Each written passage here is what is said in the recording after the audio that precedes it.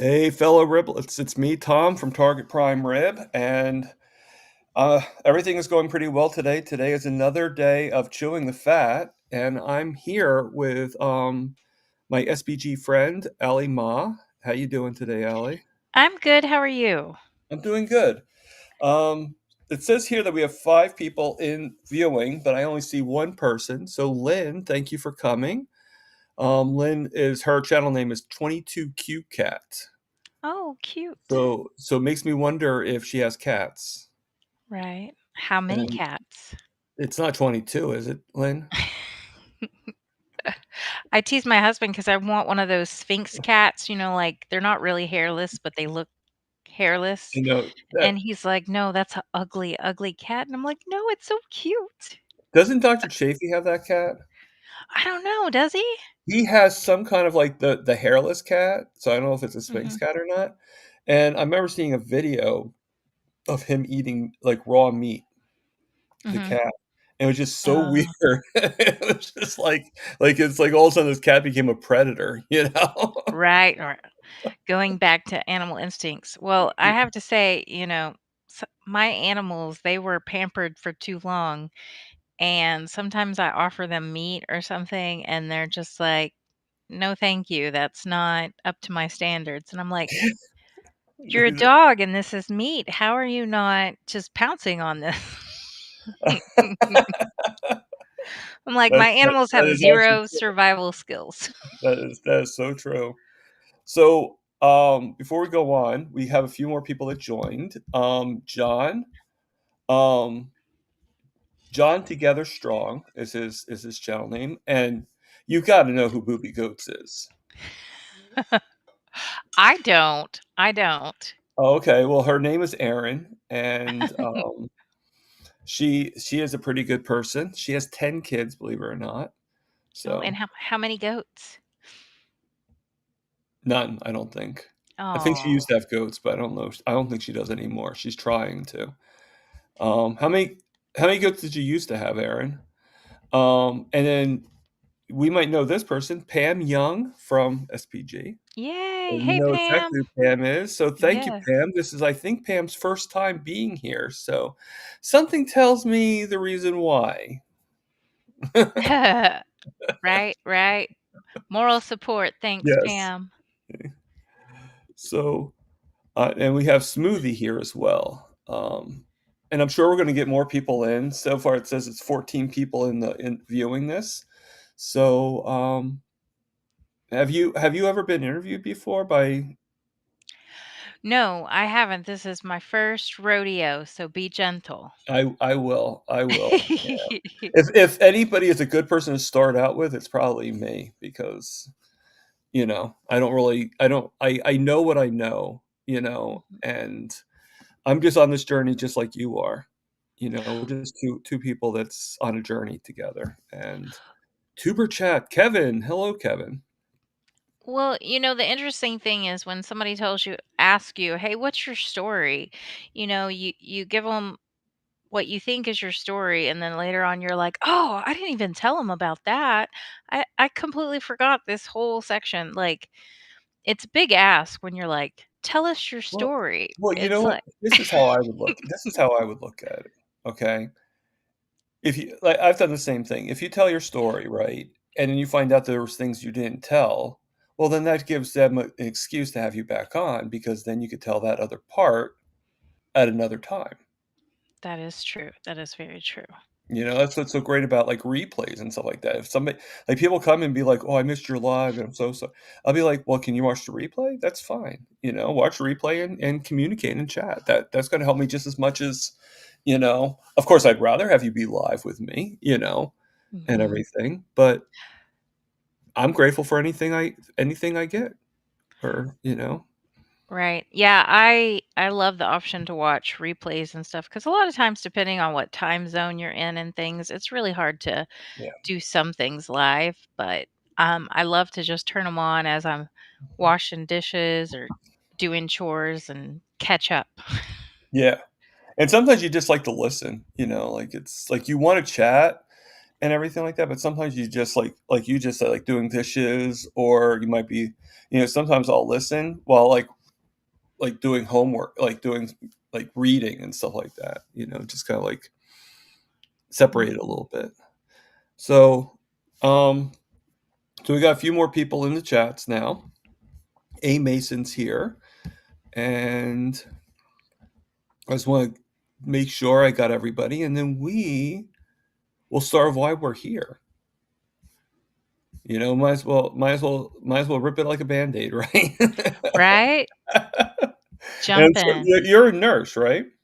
I am. I've been a nurse since 2011, mainly in community health. I also have done dialysis, hospice, basically anything outpatient. I really like working with people and talking with people, and so that's kind of my nursing niche. Yeah, and so I the thing about being a nurse and being a carnivore, it's kind of interesting because it's the exact opposite of Big everything we're flash. taught to teach people. Yeah. And so let me tell you, it was a big learning curve coming from the way I was taught and the way everyone around me was taught. It was a big change. And you want me to just kind of start from the beginning, I Yeah, guess? just before you start, though, I just wanna make Mhm. sure I tell the audience, if you have any questions for Allie, put QQQ in front of it, and I'm gonna make sure that goes onto the screen, so then that way she can see it, and we can answer any questions that you have. Alright? Cool. So, I'm going to mute myself, so then that way there's no disturbance, and the floor is yours. Woohoo! I may sing. No, I'm teasing. That's always my threat. Y'all don't want me to sing. So, my You feel name's like Allie Ma Alyssa now? Right. So, my name's Allie Mag. I am a moderator over at Steak and Butter Gang with Bella and the gang. So, hi, any SBG members that have wandered over this way. Thomas is amazing. That's how we met. And I have been overweight my entire life. My family struggled with obesity. At my highest, I was around 400 pounds. I did chronic dieting um, and everything from weightlifting to marathon training to scuba diving, all the things to try to lose the weight. And you'd lose 10 or 20 pounds and then gain it back. And I became a nurse in 2011. And with that, I got access to all the research data banks and stuff that's at my hospital.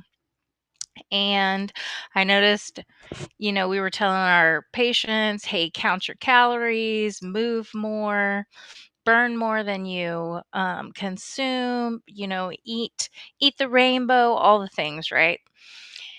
And but our patients were struggling with the exact same thing I was struggling with. It'd work for a little bit and then you'd fall off the wagon, you'd regain the weight, and it was always seen as a personal failure. So I dug into all the research and I'm like, okay, I'm going to find the proper human diet, is what everybody calls it now. But that's what I was looking for. I was looking for the holy grail of, was it the Mediterranean diet? Was it low carb? What was it? And all the data kind of showed basically the same thing. Diets would work anytime you would restrict something, but the long term um, outcomes, most people reverted back to what they were doing before. They would regain the weight. Except I did find fasting. Fasting had some very interesting results, which led me to Dr. Jason Fung, who I read his book, absolutely loved it. And that was the first time I found anything that explained what I had been experiencing, because at that time I was taking it as a personal failing every time I'd count my little calories and I'd have my little chia seeds on my yogurt and everything.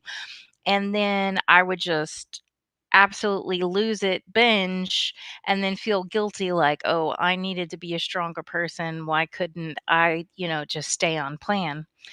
And he kind of explained how the body worked, and basically your body was fighting against you because it was going into like starvation mode and trying to make sure you don't die, which is always a good goal.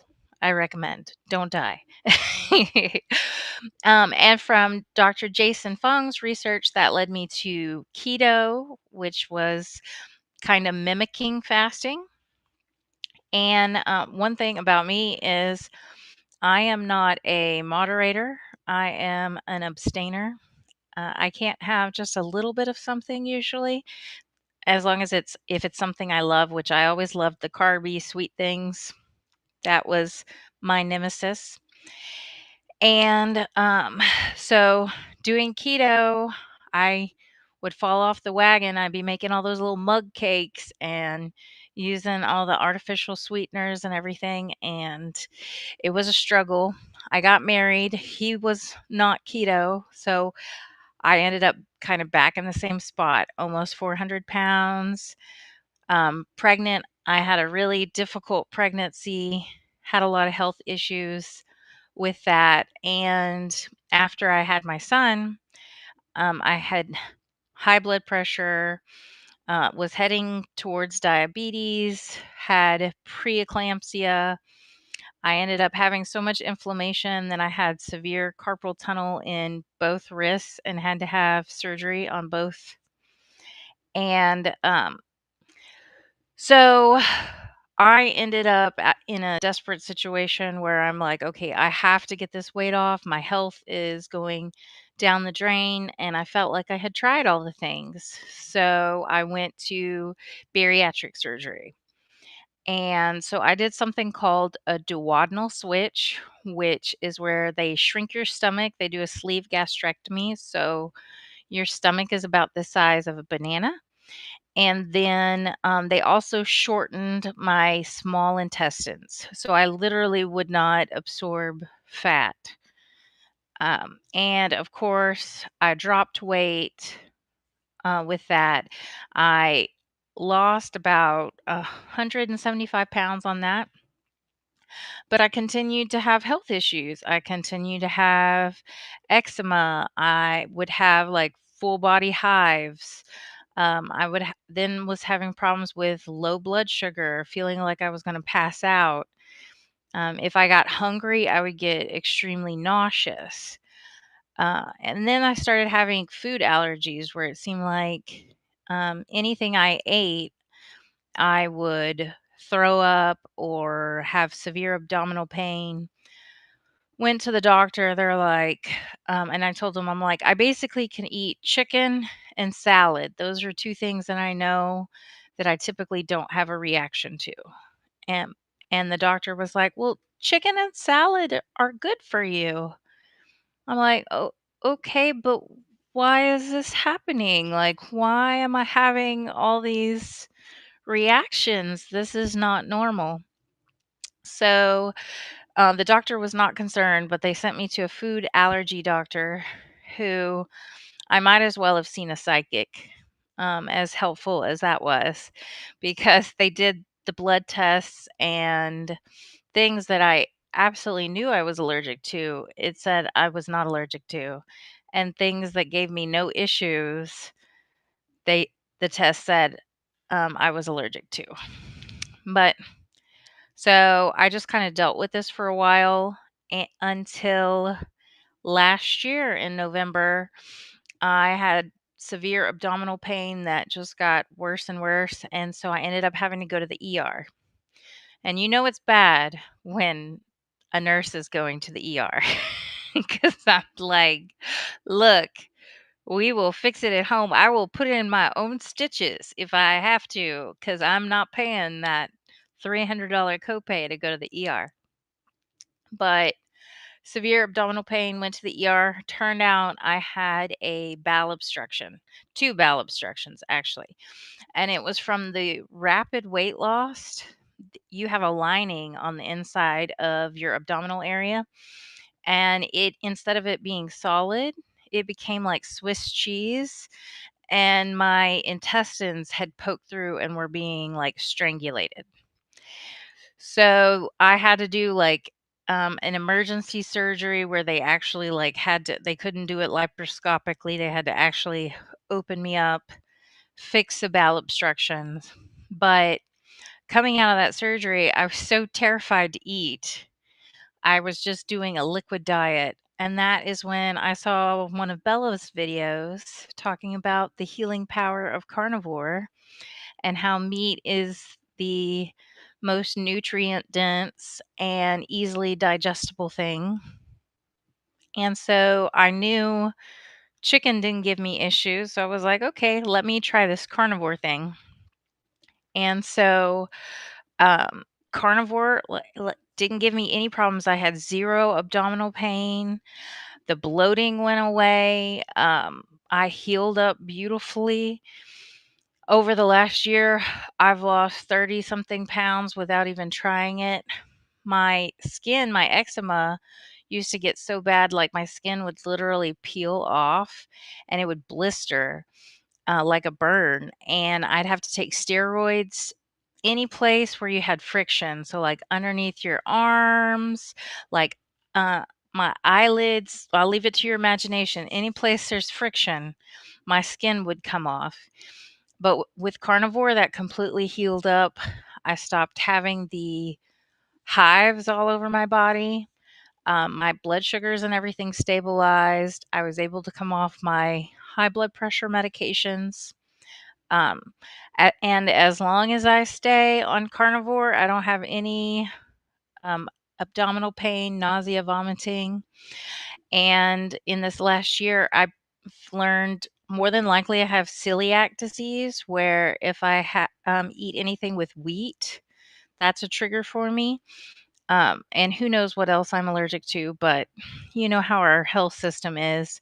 I'm still waiting to be seen. So, but now I'm not even worried about it because I'm like, well, no matter what they tell me, whatever label they put on me, I'm still going to stay carnivore because it has just been a lifesaver for me.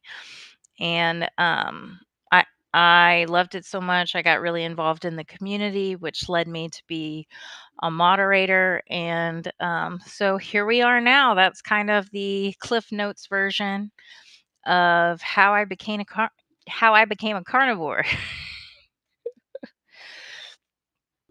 Wow. Um, yeah. I mean, um,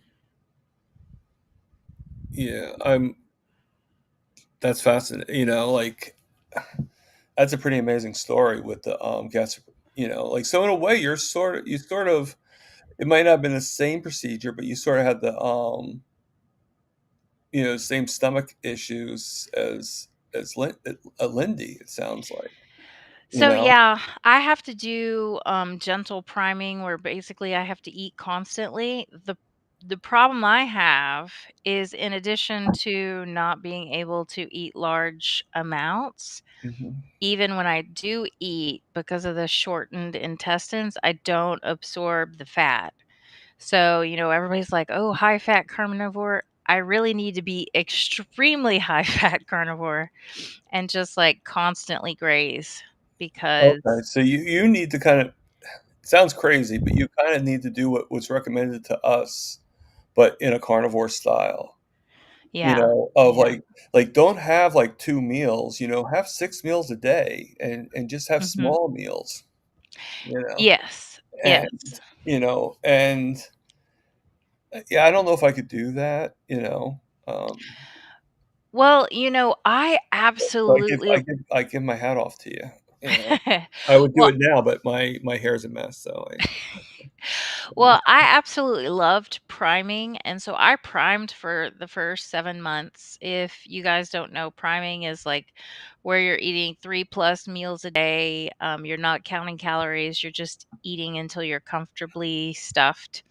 And surprisingly, there were times I could eat like 2 ribeyes in a sitting, which I don't even know where I put it because I have a smaller stomach, right? Yeah, It used to be hilarious when me and my husband would go to the steakhouse and I would order like the biggest steak possible. And, the waiter's kind of like, are you sure? I'm like, yes, yes, I am, kind of thing. But now, since I primed, I may only eat half of a ribeye, and which kind of makes me sad. I kind of miss miss eating two steaks, but it just shows what happens when you get fully nourished. And yeah, I gained 10 pounds priming, and then I lost those 10 pounds, and so I ended priming at the exact same weight, but I had gone down 3 sizes.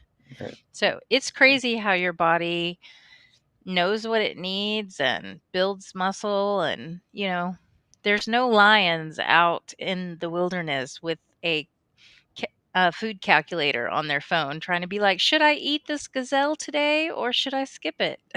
Now, how do you know that? Are you Right. are you absolutely sure under its mane doesn't, like, pull it out? Right. Come on. You're just assuming there. it, it may have those new what is it, the AI glasses. They'd be like, okay, Oh, that's that'd be even bison. cooler, that'd be even cooler. No. So let Oh, me I see a Pam lot said, of comments, thank you everybody that's saying about my nose, I appreciate that. oh, Um, I guess yeah, and what you it is. want an air fryer, so hopefully your nose will recover and you won't have any more incidents. Yeah, I know. But you know what, that I gotta admit though, that chicken was so scrumptious. Oh, nice. How Yeah, did you cook it? I cooked it in lard. Oh, Yeah, nice. that's what happened. Did you see the video at all? I didn't see it. I think you talked about it in open chat. I remember you saying, Um, Give me a couple seconds, and I'll let you see it. and Pam, look, hey, you gained 10 pounds, then lost it. I'm so happy you had a good time priming.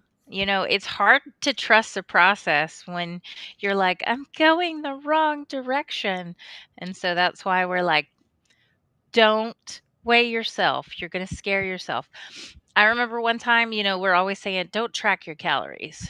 But, I'm like 6 months in, 7 months in. I'm like, I'm going to track my calories just to see. And I think I had like over 4,000 calories in one day. I scared myself. I was like, see, this is why we say don't track your calories. Okay, so I'm gonna show it on the screen now. Give it a full picture. So, you see the picture of George? Yes. Okay. I'm in there too. And let's make that bigger. Okay. And well, hold on a second. Hold on. It started without me starting it, if that makes any sense. Okay. And just wish me luck. I'm gonna just drop this in there real quick. Oh! Oh! Oh! Oh, oh, I'll be right back. Okay, don't worry. I've So that's what happened. oh. See, you're better than me. I would have said bad words.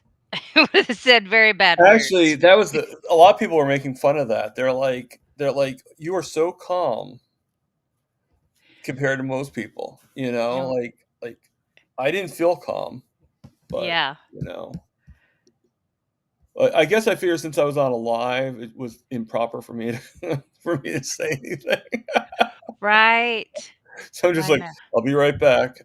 You know what it was? I knew what I needed to do. I needed to wash my face on, you know, Cool water. under like lukewarm, like cool, lukewarm, water. Yeah. So the shower was the best because I wanted to get my whole face, not just part of it. Yeah. And so I just went right to the shower. Mhm. You know, Ooh, ooh. Well, yeah. that I'm glad I didn't get in your eyes. That's the I important was very thing. lucky. I was very Yeah. lucky. And I was very lucky there was no fire. Yeah. Yeah. Oh, me and my mom set our kitchen on fire once, and, like, this was when I was, like, 12 or 13, and, my mom couldn't remember what you put on a grease fire. She's like, "It's something white and it's powder," and so we're, like, throwing flour on there, we're throwing sugar on there, we're everything but what we're supposed to do.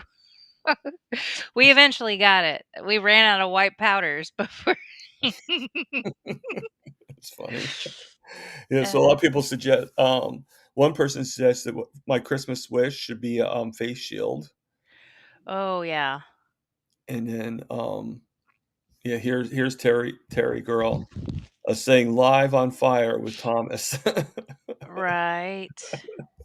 Hey, you coulda gone viral if you set your kitchen on fire. I probably could have, but let's not go there. Right. You don't wanna be, He's like, "Homeless guy goes viral." How he became homeless. right? No, they'll pick it up and be like, "Look, this is another reason not to go carnivore." You'll set your kitchen on fire. Yeah, You know, I have to say, it's so much easier being carnivore and, like, cooking. You don't have all the pots and pans and everything. You're pretty much a one pot every night. yeah, pretty much, and I'm so grateful for the air you don't know how convenient that air fryer is because, I well, I said I buried the last one I had, like, you tell me, I was cooking burgers, and it would take, like, 2.5 hours to cook the burgers even halfway. What? It just wasn't cooking, it was just What? like this like, I'd pull it out after, like, an hour, still be I'm like, "Okay, let me try a little bit longer," so, like, Mhm. you know, and it was just yeah. So we got our first question from Running Tap 12. So I'm not sure who Running Tap 12 is. So welcome to the show. And if you're somebody that knows either one of us, just let us know who you are in the chats. Maybe it's somebody we know from SBG and they just have a different name that we don't recognize. At least I don't. You might know who they are, but I don't. Um, No, no. Well, Al, welcome, Running Tap. what is your favorite cut of meat? So, if you had asked me like 3 months ago, I would have said hands down ribeye. That's a boring answer. Everybody loves ribeye. But Coach Alyssa has me on lamb, and I specifically love like leg of lamb. I can just throw it in my instant pot, and I love the smoked salt, and it is so good. Something about lamb just, I don't know, feels so soothing to me, feels so nourishing to me. I say like my spidey sense just says, "This is what you need, more lamb." I like lamb. I actually love lamb too. But I think the reason why I like it is because 'cause I'm noticing that the fat to protein ratio seems to be pretty much there. Mhm. Like, I don't feel like I really have to add anything to it. At least that's my opinion. Like, I feel there's a lot of good fats in it, so, that's kinda why I like the lamb for that You know, reason. I think the, like, little lamb chops, at least for me, they're overrated, like, there's so much bone compared to the meat, and then, like, trying to eat around the little bone, I'm like, "This is way too much work for me," but so many people love the little lamb chops. I'm like, Yeah. "Give me the leg of lamb," like, I Yeah, don't wanna I'd be. rather have, like, the leg lamb or the lamb shanks, I like Mhm. that. That's a Yeah. lot of meat on that, and it gives you a lot of bone too. Yeah, Like, yeah. I have 1 more round of lamb to go. I got, like, 3 packs of them, Mhm. of lamb shanks, and, I have, like, 1 more, and then after that, I'm making bone broth, Oh, you there know? you go. Yeah. So Costco has some lamb shanks that's been sous vide. Mhm. And when I first tried lamb, that's what I tried. And so I had sent Coach Alyssa a picture of it. I was like, "Hey, look, I found this lamb and it's ready in 6 minutes in the microwave." And she's like, "Yeah, you know that has seed oils in it, right?" And I was like, "Oh, I didn't even Did think you to have look." to tell me that? I know, like, you don't understand. I'm in love with this Lego, not It's Lego. it's like it's like, Yeah. "Alyssa, how dare you?" right? And so, I don't know, me and the seed oils are still fighting. I'm like, I gave up carbs, I gave up all the things. I tried to give up coffee, and then I Yeah, I brought it can't. back, and then I went decaf, and then I brought it back. So, it's a process. I'm working on getting rid of seed oils. But honestly, the longer I'm carnivore, the less I wanna go out and eat because 'cause I'm just like, it doesn't taste as good as when you make it at home." Yeah, well, I mean, there's a certain ambiance to eating out too, you know? I mean, it just feels different, but I actually prefer cooking. I feel safer cooking at home for the most part, but I do still eat out. Oh, yeah. So, I used to eat out all the time, like, that was my love language was restaurant and stuff, but now, with when I started having all the reactions to food and everything, it just got really hard. Right. So, I got a few more people in here. We got retired Rick, and Ricky Lee is here. Um, and no, he's not a race car driver, it's just his name. And then, Kitchen Witch Tanya, which is my carnivore sister. Oh, cool. She's not actually my sister, but she's my carnivore sister. But don't tell my actual sister, she might get jealous. Ooh. Ricky Lee says they used to marinate their lamb chops overnight in Worcestershire sauce. That sounds like that might be good. It probably would be. Why wouldn't it be? Mhm. One I sauce never I pronounced Worcestershire sauce, though. Yeah. Worcestershire. Worcestershire. I moderate Dr. Bright's, group, and the I do that. word that always gets me is salivary? I never can say it. I So never can. I have to see the spelling, but I probably wouldn't be able to pronounce it either. So I can say saliva. I can't say Salvatore? Yeah. salviary. Yeah, yeah, don't even get me. Salvatore plans or something like that. Here, right? Oh, I mean, is that how you become a coach? Like, you learn how to pronounce that word? I think so, like, it's an automatic upgrade. I I guess so I guess I should learn how to pronounce that word then. Right? Oh, Right. Ricky says, seed oils gives him big time joint inflammation. Yeah, I've heard a lot of people get problems with it, and I'm wondering once I get rid of all of it, like, am I going to feel a difference? Because I definitely do feel different when I eat like junkier pieces of meat or like canned meat versus fresh meat.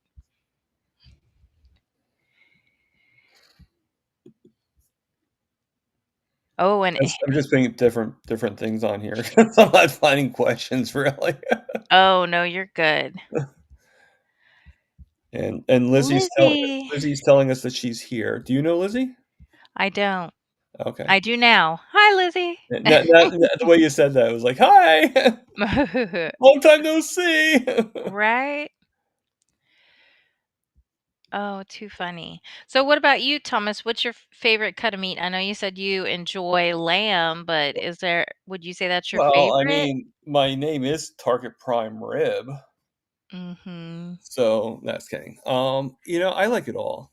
I like it all. The only thing I got a little disappointed with was on my birthday, for the first time, I had ribeye, and I got it from the local store over here, the local, like, deli, but has some steaks, and they didn't have it with the meat, and I don't know, it tasted like rubber, and it wasn't Mm. even the way I cooked it, it was just this horrible, like, I spent, like, $30 on it, and it was not worth the $30 I spent on it, you know? Oh, that's So, I was a little disappointed. Doesn't mean I won't eat it ever again, it's just I kinda prefer the chuck steak and stuff, mhm. if you know, it's just, and I think the ribeye would have been better with the bone. I think bone-in probably is better than, my favorite is tomahawk, like, Oh, yeah. but, unfortunately, my wallet does not favor it. No, no. It's like $60 or something like that for like Yeah, honestly, I don't think I've ever had a tomahawk, honestly. like, One I would like to try too, have you seen, like, the Thor's hammer? That looks really cool to me. Yeah, I want it just from the look. "Hey, yeah. Miniwa, I do know this person." I know, that's why I put her up on the screen. "Hey, Miniwa, how we doing? Welcome." I think Miniwa's been here before though, so but welcome. Whether you've been here before or not, you're always welcome. Oh, and So, thank you, Lizzie. She likes my giggle. Yay. well, You you're know, giggling? I guess so. I am a child at heart, you know. My husband's like, "You get along with children so well." And I'm like, "It's because we're mentally the same age." Yeah, I probably have the same, you know. I'm like, "Why be serious?" I feel like I overuse the little laughing emoji. It's so hard to read people's vibes when you're texting somebody or sending them a message, so I tend to use emojis so people Right. know I'm joking. But I mean, sadly enough, you kinda have to. I don't know how many jokes I've told that to me were obvious, Mhm. and I would get back, like, some kinda lecture or something like that, you know? And it's like, dude, like, there's another person that has that problem too. There's a guy named CB Carmack. Every single time he tells a joke, he always has to put, like, JK or LOL or, like, or 1,000 smiley face like, laughing faces, because if he doesn't, a person probably not gonna get his joke. Right? They're like, "Shots fired, shots fired, they're coming after me." Yeah, Oh, and, Ricky Lee is telling us that Thomas Hawk steaks are high. yeah. Well, yeah, obviously, they are, I had to go to the grocery store on Thanksgiving, um, for some turkey gravy because I couldn't get mine to thicken up. And, anyway, I got some amazing deals on some meat they were clearancing out, I guess because everybody was so focused on turkey and everything, they forgot about the steak, and so I was like, "Into my buggy, please." That's sacrilege that they could forget about the steak. I know. I kid you not, I have a whole turkey in my refrigerator in the garage that I'm like, "I don't even want this." But I feel obligated to have turkey at Thanksgiving. Yeah, you kind of, like, been, like, kind of, like, programmed to at Mhm. least, and you're probably thinking to yourself too, it's like, "Well, we're carnivores, so we still can get the turkey," type thing, even if we don't really want it, It's Yeah. So, for Thanksgiving, I was like, "Okay, I'm going might to choose to have a little bit of non-carnivore foods." So, my husband made me a plate with everything, but I just had the turkey, I had a little bit of cranberry sauce, a little bit of mashed potatoes, and roll, which no, celiacs, remember? Stay away from wheat, remember? Yeah, bad decisions, bad decisions. I teased my husband. I was like, "I'm lucky I never tried any hardcore drugs because I never would be able to give them up because I can't even give up rolls that physically make me sick." And so after that, I was like, I don't even want to bring it into the house for Christmas. I want to just maybe have a ham or do something like don't even bring it in. Right. Like, yeah, like, let's not go into that direction, so to Right. speak. But it's hard when you're in a household where the other people are not carnivore. I And can attest to that. especially if you're the one cooking, because how are you supposed to cook stuff for other people if you don't taste it? So this is the conundrum. How Yeah, I much just do I trust my like my gut. family? I just trust my gut, basically. I cook for my roommate, and unfortunately, he's not carnivore. But, I mean, I got him to kind of calm down on the really bad food, so he does eat when I make him chicken and stuff like that. He just doesn't like, I have to kinda drain the fat from for him. He doesn't like the fat. He doesn't like the skin on the chicken. It's, like, boring, you know? And he Mhm. eats vegetables. He does eat the so I make them really quickly for him, but do you think I actually taste the vegetables? Heck no. You Well, know, you know what if they're not vegetables cooked taste well, like? They I taste like sadness. yeah, I mean, for me, I'm not gonna like, no offense, but, if like, he'll go to me sometimes, or at least in the beginning, he'll be like, "Well, this was cooked too much, or this wasn't." I'm like, "Do you think I'm testing the vegetables out?" If they're not, like, I can't help you there because I don't eat that stuff, so don't even try to get me to eat it, Like, Right. it's like, I'm making it for you, but he is sick, and, he's a nice guy, but there's just things he can't do, and you know, I'd rather help him out than him starve, basically. Because Right. he would go and he would get, like, a bunch of burritos and just put them in the microwave and stuff, so, Oh, yeah. that had to cause some GI distress later. Yeah. Yeah, and then who would be both of us would be suffering in that case, so, Right, right. yeah. No, but no, he's very good, and he's very grateful. We help each other out in many ways, so, Well, that's awesome. yeah. My husband, he tried carnivore for a month and then it was just too restrictive for him. He did have like a lot of weight loss. He felt fabulous, but he was just like bored. So he went to more of a keto approach, which he's Okay. not strict keto. Like occasionally I'll see flaming hot Cheetos and I'm like, "Sir, that has red 40 in it." Like, um, and he's like, "This is a judgment-free zone." No, it's not. But Just kidding. but, he's doing so much better.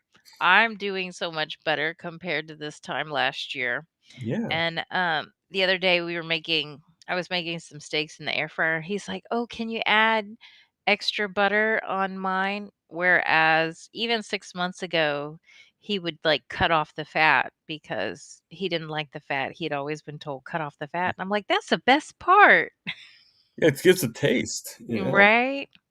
And actually, I was pretty happy because the other day we call it, I don't know if you ever heard the term, but, it's actually the chicken is actually was a creation, I guess you could say.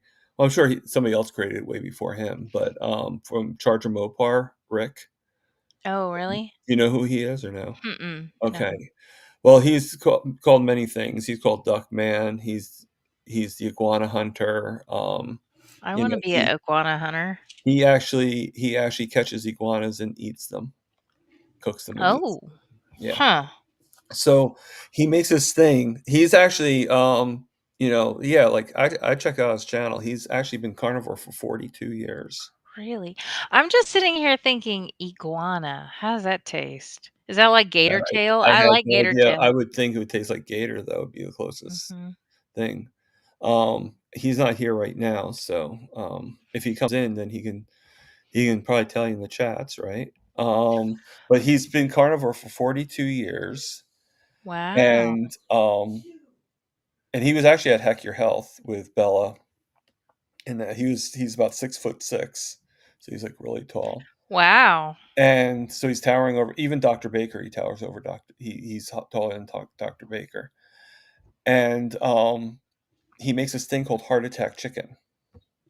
Oh, So that's what that's I what was you doing. mean. It's pretty Yeah. much so I took a because I could have gotten a turkey, but the only turkey they had there was either the one that was already pre-cooked with Mhm. seasoning, and we all know what's in the seasoning, or a regular turkey, but the smallest size they had was a 20-pounder. Mm. Well, look at me. I know I'm a big guy, but I'm not that big, Yeah, you yeah. know? So, I thought, "You know what? I just got a big lobster pot, filled it a quarter way with the lard, and I just put Mhm. the chicken in." Unfortunately, I had the lard boil, so the chicken would just go right in, and it dropped on my hand, like, not in the way I was expecting it to, and you saw the Kaboom. video. Yeah. Oh, oh. So, Um, so I am raising chickens for meat and eggs, but I have not gotten to the part of actually like butchering and processing the chickens, which You is don't going to sound like be you're looking forward to it. yeah, like you know, organic pasture raised meat is so expensive. And so I'm like, okay, well, we'll just do it here because it's way cheaper to do it yourself if you have the room, you know? And plus I pasture raise the chickens, so that cuts the feed bill down even more. Um, Mm. but you have to dip them in boiling water to get the feathers to come off. And I'm like, that seems dangerous. That seems like the part I'm going to mess up is I don't know. I'm scared of like deep frying anything or huge pots of water. I don't know. I have random I also don't like touching raw meat, which is a problem when you become carnivore. My husband used to tease me because I had like exam gloves, like we use at the hospital, that anytime I would be touching raw meat, I would put on my little exam gloves. I have since gotten over this, but I still don't like it. I don't know. It's weird. It's weird, but I'm like, Yeah. leave it to me to become carnivore, and this is my thing. This is You my you weird you know thing. it's you know, it's funny, you just reminded me of a comedian, okay? You don't look like the comedian because it's a guy, so you obviously Well, don't look that's good. Thank you. I like appreciate that. that. But no, he was telling this story where he's telling about how everybody listens to his mother, hmm and then he goes, "She doesn't yell, she doesn't hit." And so everybody, he's like, "But do you wanna know why everybody listens to her?" And he goes, "When we were kids, she one time went up to it we used to have chickens, and she one time went up to the chicken, grabbed it by the neck, and just, like, swung it around and cracked its neck." Oh, man. And so all the kids are thinking like, "I hope you don't do that to us." Right? Be So like, when you "Let just said about, like, not wanting just remind me, like, it's like I just saw the chicken spinning around. A spinning lot. around, be like, "Let this be your cautionary tale." Yes. You know, You do when I what was I say. right? Todd, I have this goose that was Who's supposed to be Todd? a gar Todd from Steak and Butter. Oh, Yeah, Todd. yeah. You're talking about Todd. I thought you were calling me Todd. I'm like, "Who's Oh, oh, no, no, no. I was telling Todd about this goose I have. Was supposed to be a guardian goose to help keep the chickens safe, whatever. He turned into an absolute menace. He's attacked my kids a couple of times. He loves to attack feet. And so I've been telling this goose that I'm going to eat him for Thanksgiving. And Todd was laughing at the story and he said he accidentally killed a goose once at a job site he was doing, like, this goose came up and was, like, attacking him, and he just, like, swung around backwards and, like, hit it or something, and it broke the goose's neck, and, yeah, he's like and plus, he said, like, the kid or the family of the people saw it, and he's like, "I'm so sorry, I don't know how it happened." Meanwhile, my goose, who needs to be taken out, is still out there Oh my god. living his best life attacking feet. And the day after Thanksgiving, I posted a short where I went out there and this goose, he's back at it. I thought he had settled down. I thought he had given up his old ways, but he indeed had not. He thought Thanksgiving had passed and he was safe. I informed him we do have Christmas coming and he will be a Christmas goose. But I don't know. Um, that's part of the homesteading life hurdle I still have to overcome. Well, I'm sure you'll get there. I mean, I live in an apartment, so I can't be homesteading, but, Right, right. I don't think my landlord would like that too much. You could raise bees on your patio. I'm sure nobody would mind. Well, yes and no. somebody would mind. I don't really have any interest in bees, and I don't have a patio. Oh, yeah, therein lies your problem.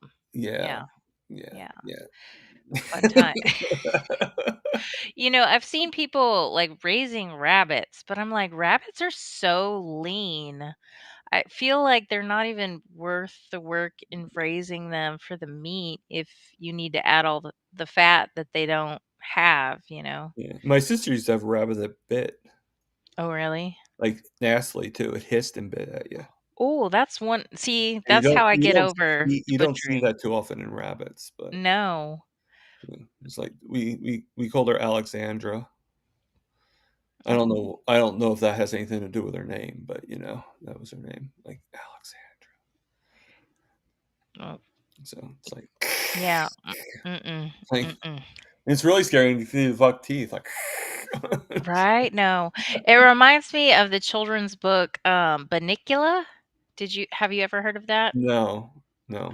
I used to read them as a kid, and it's from the point of view of this cat and these 2 dogs, and the family gets a rabbit, and they think the rabbit is a vampire sucking the life from all the vegetables, and so they named him Bunnicula.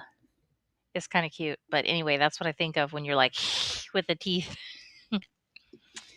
Mhm.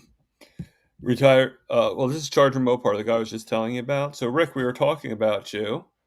Iguana. He said, "Grab a tasty iguana." Okay. Like, do you raise them? Do you catch them? And he Are just you catches them, and then he has a video on it where he grabbed one, and he, kept it in a, filing cabinet for a while. Oh, wow. So, I have a funny story about an iguana. Okay. Um, Back in, like, the '60s, my mother was the manager over the pet department at Sears and Roebuck. That tells you how long ago this was, that they actually had a pet department. And anyway, they got in this huge iguana, and, the iguana was sick or something. They needed to get in there and give it medication, so it was her and this other guy, going in to grab this iguana, and the guy was supposed to have the tail and she had the head.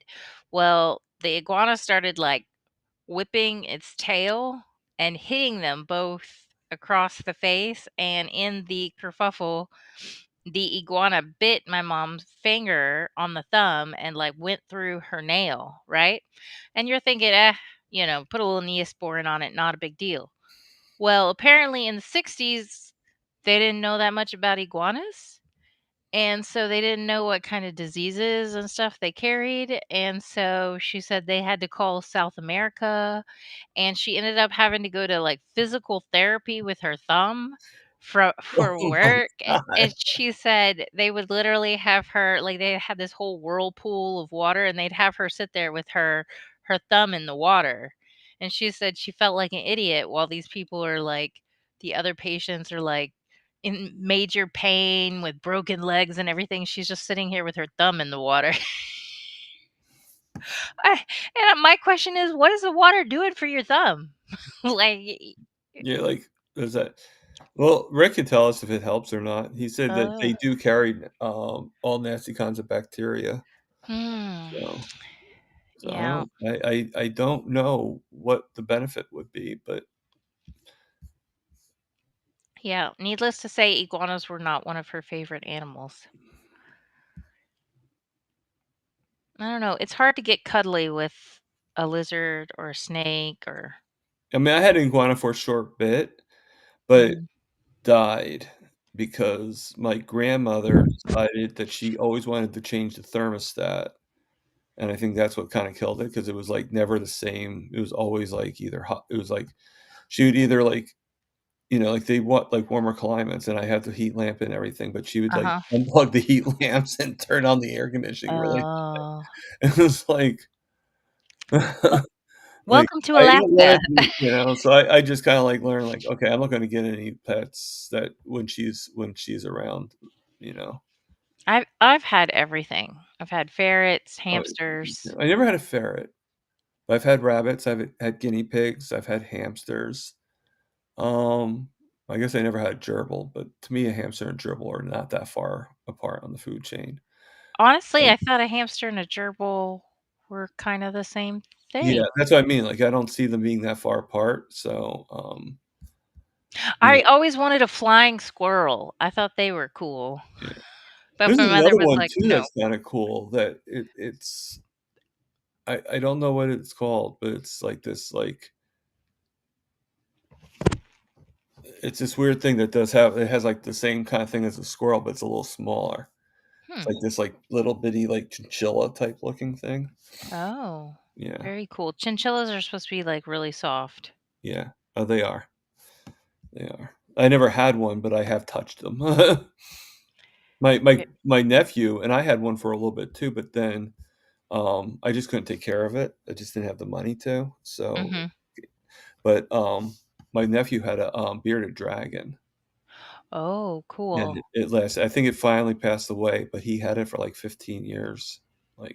He was, like, about oh, no, maybe 10 years. He was about 8 when he got it, and my nephew's 18 now, so Oh, very ah, cool. thank you, Miwa. I knew I could count on her to let me Sugar glider. Oh, yeah. yes. Thank you. There you go. Hello, Paul.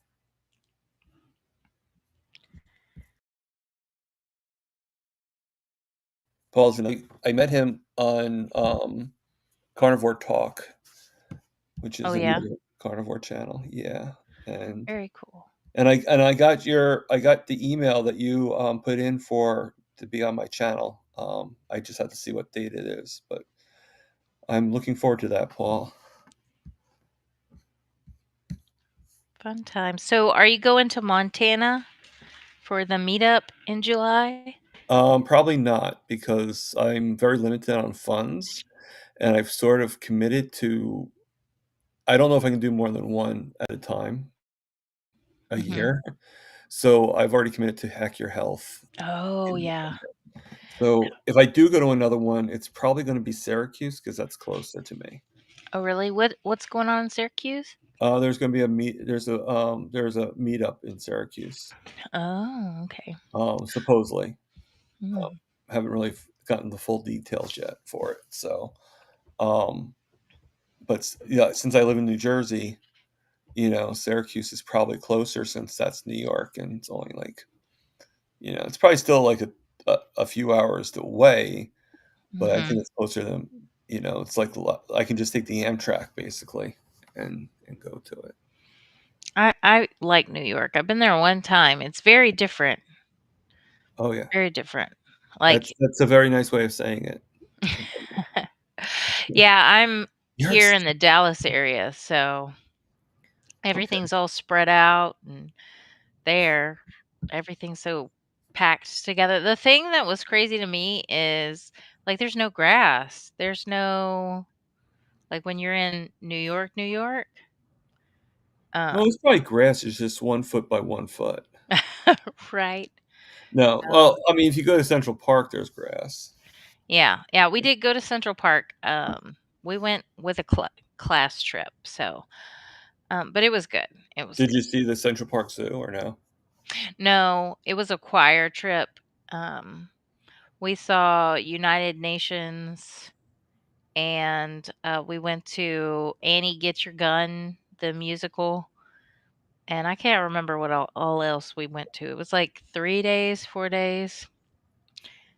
It was amazing when you're in high school and you haven't not been anywhere. But compared to Mhm. trips you do as an adult, you're like, meh, that's kind of lame. That's true, that's true. Yeah, I didn't go I mean, I've been to a few places, as a child, probably more than as an adult, sadly enough. I've been to on class trips, I've been to Tennessee, the Grand Ole Opry. I saw that, and I saw Disney World, and actually, I played the trombone in a parade, so I actually got to see like, the scenes of Disney World, Hmm. like, Oh, the cool. preparation of it, and, which is very interesting, like, they even, like, tell you, like, "Don't tell anybody about this place, don't" And like here you are. and here I No. am, yeah. Like, I won't say a word. Yeah, right. Spilling the secrets. Yeah. No. Um, I love to travel. I just, have not I've gotten more opportunities than a lot of people have. So I've done random road trips. I remember me and my best friend were working at an insurance agency, way before I was a nurse, and it was kinda not a great work environment, and so we both quit on the same day, and then we just jumped in the car and decided to go to her parents, which were up in Michigan, and so we did a cross the country road trip from Texas to no, was it Michigan? No. Where was it? Minnesota, that's where it was. I wanted to go all the way to the Canadian border, but I was vetoed. We're like we ended up we did go to the Mall of the Americas, which was cool, but, and then I've gone to from Dallas to, South Carolina as a road trip, and then I've been to Fiji was probably my best trip scuba diving, but That sounds nice. That sounds yeah, it was amazing, but I have not been anywhere in a long time. Everything is just so expensive now, yeah, it you know? is. It is. Like, I would love that would be the ultimate prize if I could win, like, advance payments for to go to all the meetups with everybody. Like, just, like, I would just, like, I'd be like, okay, fine. I'll just keep on doing what I'm doing, and I'll just go to these meetups and stuff like that. But Mhm. unfortunately, that's not how life works. Yeah. So, you Well, know, I don't know if you have your YouTube channel set up as a business or anything, but you could write off travel expenses as a business expense if it's part of your I don't. I guess I could. I'm too lazy though. So that's I can't really say anything else about it. Probably pure laziness. It's the same thing with, like, why I'm not really making any of these special meals, like why I don't make chaffles. Like, I say, like, I'd like to try Bella's carnivore cheesecake, or I like to do this, but the truth is I'm too lazy to do all these extra stuff. Put It's the a meat in lot. the oven, that's it. That's all I care about. Mhm. I mean, I did sort of do some pork chops the other day when I was at my sister's house. Oh, I guess that's the balloons. Okay. Um, I Wh didn't know. Where'd that come from? This? Yeah. Oh, is that what caused them to go Yeah, off? I think so. Oh, oh, Yeah. cool. You're fancy. Yeah, I know. That's how this came about. Oh, Yeah. does it do it if I do it too? No. No? Aw. Do this one, or what, like this. Look. There we go. Oh, neat. Yeah. So it's the computer. Mm. Oh, okay. It's from the Mac. Yeah. Oh, fun times. I do not have a Mac. This is actually a gaming computer my husband built for me. When we started dating, I was like, "So, what do you like to do?" And he's like, "Oh, I like playing games." And I'm like, "Oh, like Monopoly?" He's like, "No." Sure. I was so not hip to all the cool games. Oh, yay. Patty said she was a nurse for 45 years. Wow. Awesome. I know. Yeah. Talking about eating healthy, can you imagine eating a stick of butter in the break room at a hospital? The looks of horror as other people come into the break room is really quite amusing. I I wish we could record that. I'd love to I see that. Yeah, yeah. And what's funny is there's always the worst foods in the break room. It's always donuts. I don't know why. At least the places I have worked has had an obsession with donuts. Um, And what makes it even sadder is you're talking about a medical break room. yeah, yeah. And so Ken Berry does the proper human diet spectrum thing, right? Mhm. And so I'm like, okay, I'm not going to convince all these people to go carnivore, right? That's just way too far. But I'm like, if I could get on keto, then that's a dramatic improvement, right?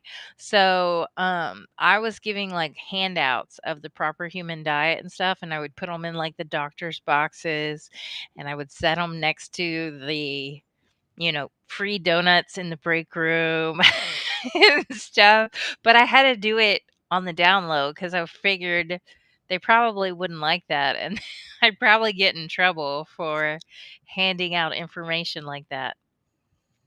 But Yeah, I'm like, probably. snitches get stitches. Oh. Oh, that's funny. What they should do is, like, with what you just said, they should do, like, a skit of, like, a bunch of nurses, like, inside the break room, Mhm. and then just, like actresses, I guess, but, just, like, to see their faces, and, like, Mhm. just one of the other actors, just, like, eating a stick of butter, Right. Right. Yeah.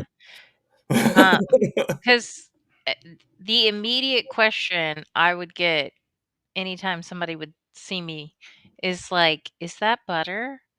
Like, it's very obviously butter, like, it's still in the wrapper and everything, but I always thought that was funny. Like, "Yes, yes, indeed." And stuff, but, That's funny. surprisingly, a lot more people are going to the keto low carb thing, in the medical field. I think it's slowly Mhm. Well, here's the getting thing, some momentum, you know? all the textbooks and everything are backed by big pharma and Of all like course. the nutrition stuff. They all have money involved. Right. So they put all this money into research that comes out with the results they want it to come out with. Then they donate money to these textbooks. They use the research that supports their findings, put it in the textbook, and then the doctors and nurses and all the medical people that come through, it's like a cult. They know no different. They take it as gospel because look, we have science, we have the Yeah. research that proves it. Mhm. And, a lot of times people are so upset at doctors and nurses and think they're on big pharma's side, but it's not that they're on their side. It's they literally believe this is why you find overweight doctors and overweight nurses, Right. is They because It's like a they're religion to them doing almost. this. Yeah, they're doing the same thing they're teaching. Yeah. They are taking the statins too. Right. They're not And just trying to give them to you. yeah, and it's not dawning on them, it's Mhm. it's funny, like, a question that pops up in my head now, since I started this, I don't know if you know my story too much, but, just very quickly, I had, an amputation done on my right foot, my toes are all gone, Mhm. and,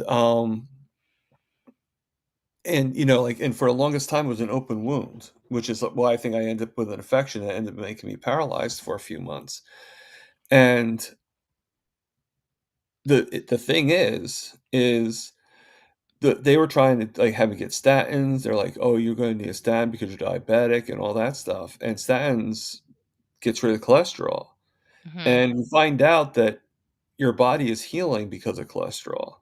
Mhm. So it's like, "Okay, so you're making me get rid of the one thing that's actually healing my wounds.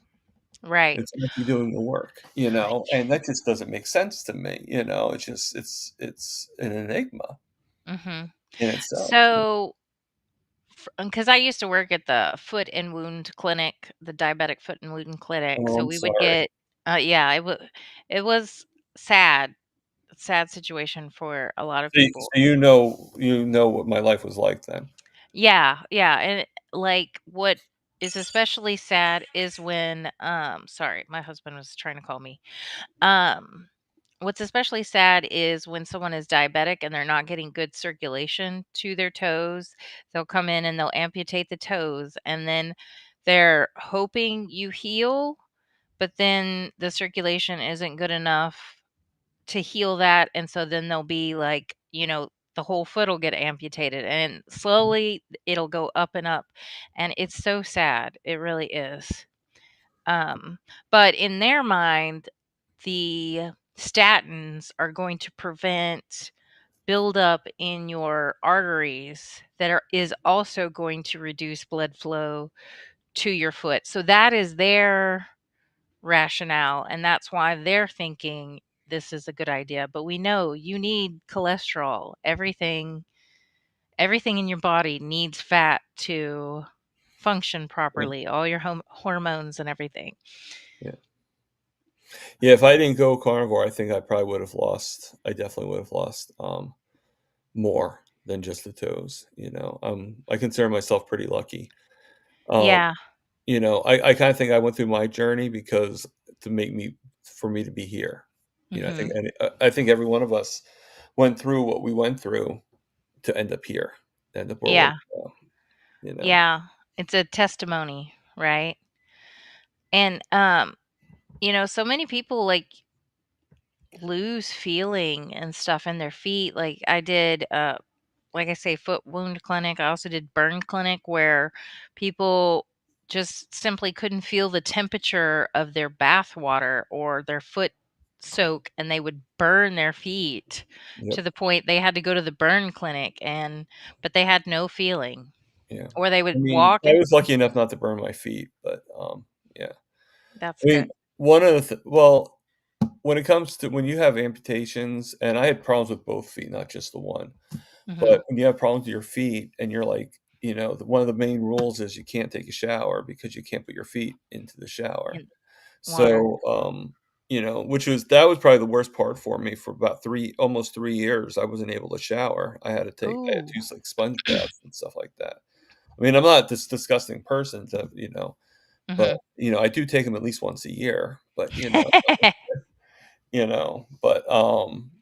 like, when I would get showers, I'd be like, "Oh my god." Like, one time I was able to get a shower in the rehab, Mhm. and, so I went to take a shower, and I had to have help because I was not able to balance too much, but they're, like, rushing it. I'm like, can I stay in here for just a couple more minutes, please?"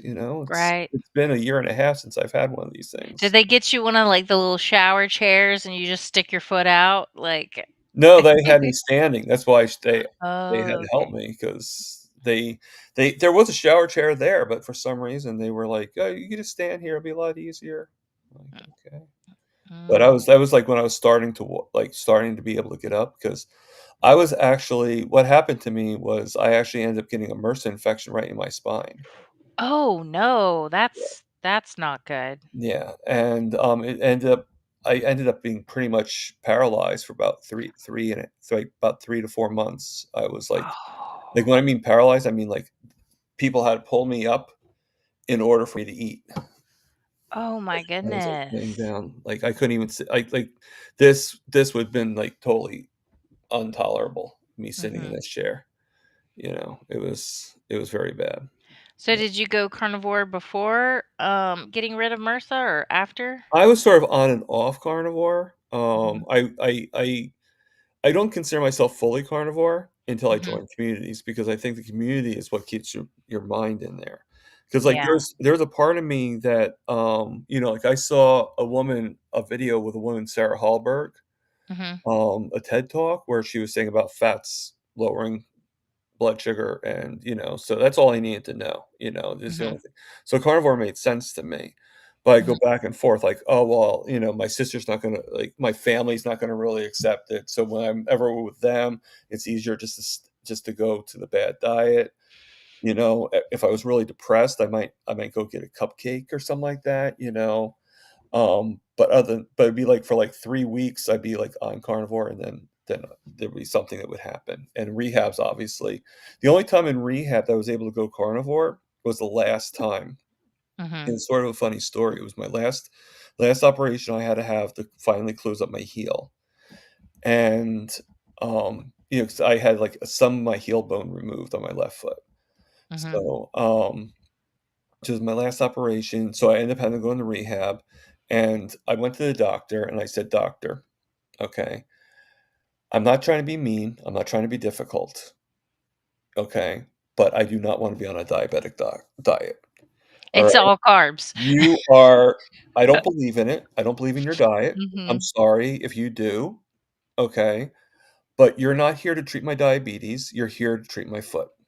mhm, So, that's not I'm not here for the diabetes, I'm here because of the operation. So, you take care of that, and I'll take care of my diet. I order whatever I want, you can't and he's like, "Okay, that's fine." He was mhm, actually at the hospital before the rehab, and, what made it really funny is my sugars were going, like, pretty controllable. They were, like, 106, 120. They weren't, like, super low, but they mhm, weren't super high either, you know? And believe it or not, the resident decided to override the attendee, mhm, the the doctor, and they put me on the diabetic diet. Also, my sugars go to 200, they go super high, like, mhm, everything's under like, out of control, you know? And I said to the attendee, I'm like, "So, do you agree that what I was doing was helping?" And he's like, "Yeah, I mhm. can't argue with it, because the results are the results," and they were there, you know? But that was the only time that I was able to control my diet. Well, you Oh, have more power than you think you have when you I go know. into the hospital. Um, I mean, Oh, I found you that out the hard way, but yeah, a lot of times they try to bully you because they feel like they know more than you do.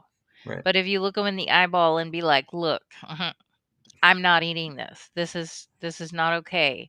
Are you refusing to give me right, like, the "Nice food that try, I." but" Right. So I have on my chart that I have allergies to wheat and to oats and all the things. And luckily, I haven't had to be like long term in the hospital. Last time I was in the hospital, I was just on liquid diet.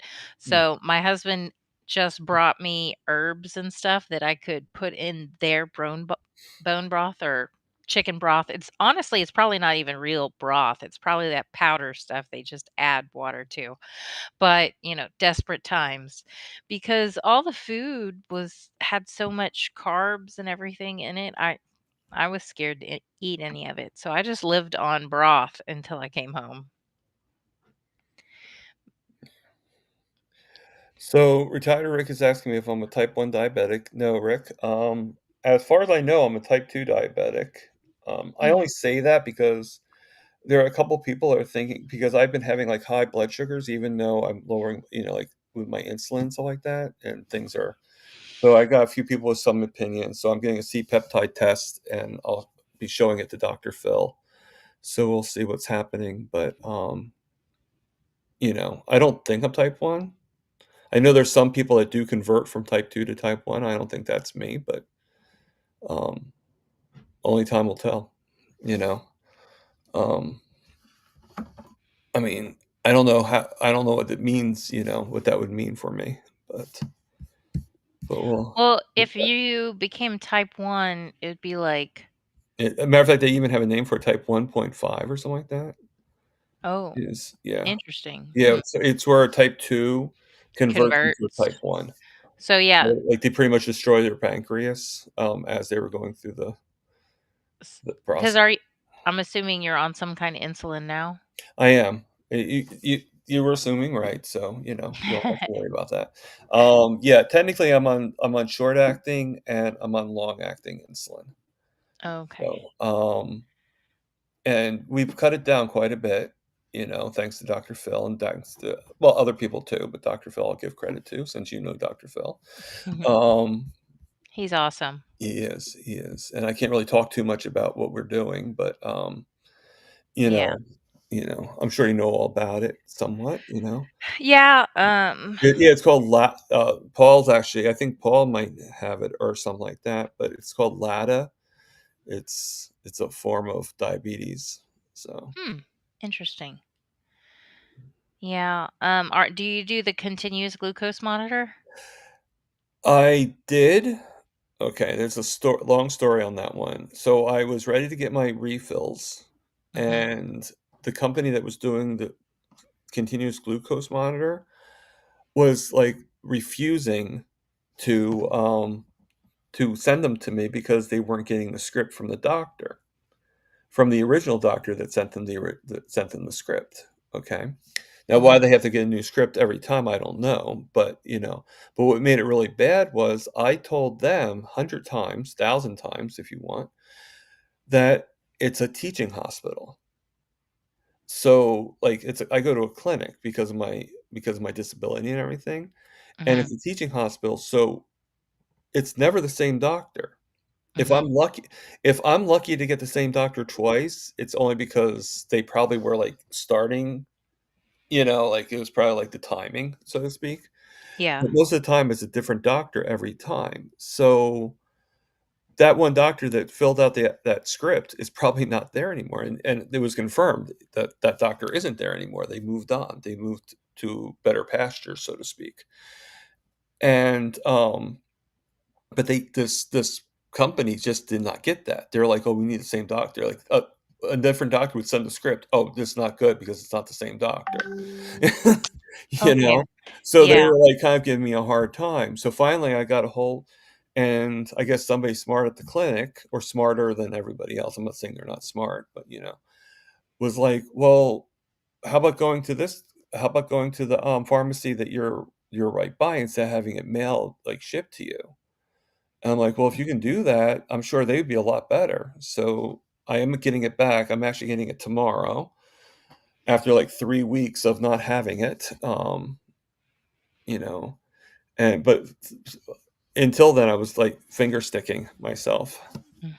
I hate finger sticking. Oh my gosh, I hate I finger don't like it sticking. either. I do agree that it's necessary to calibrate the CGM, Mhm. like, you kinda because you're probably getting more exact numbers with the finger sticking than you probably are with the CGM itself.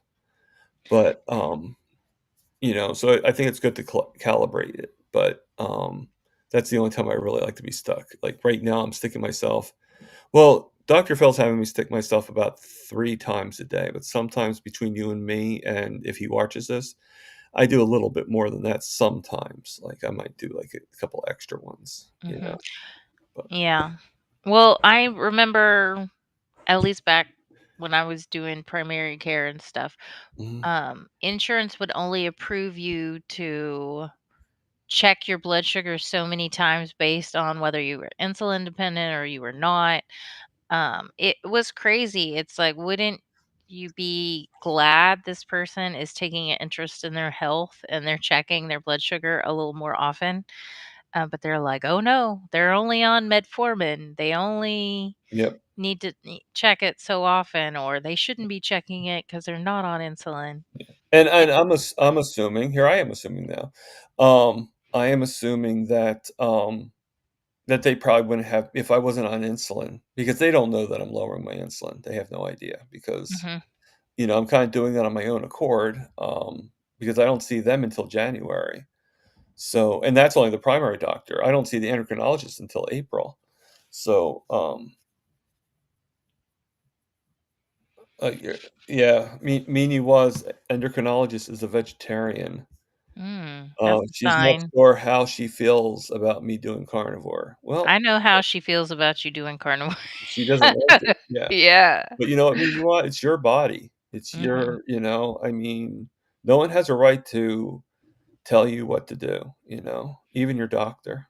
I agree with Ali that, you sort of, it really should be a partnership between you and your Yeah. doctor. Yeah.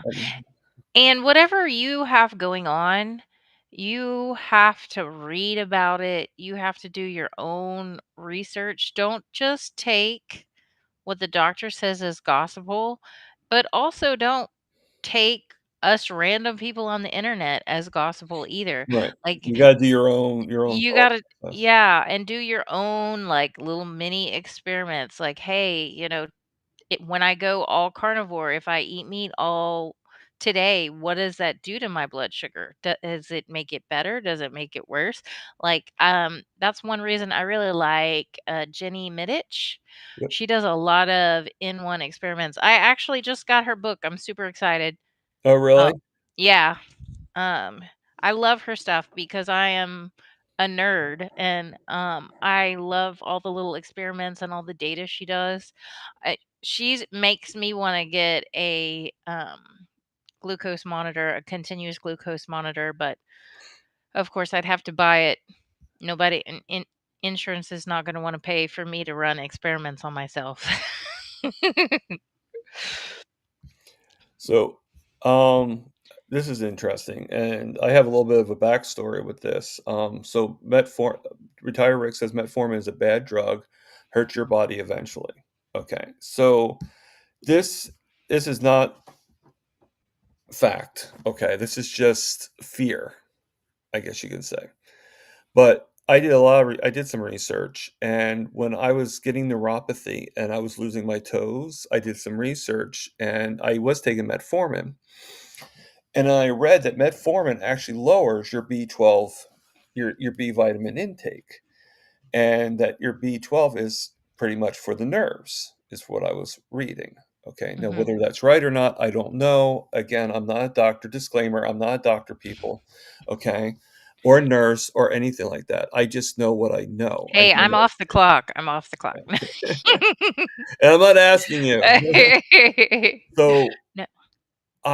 when I found out that, that metformin lowers B B vitamins, mostly B12, and B12 and B vitamins is for the nerve function, and neuropathy is a damage of the nerves. My Mhm. thought was, my thought was that metformin was causing me to lose my toes Mhm. because all the connections, because even though it's more correlation, it's probably more correlation than coincidence if you think about it. Or Mhm. more coincidence than whatever, however you want to say it.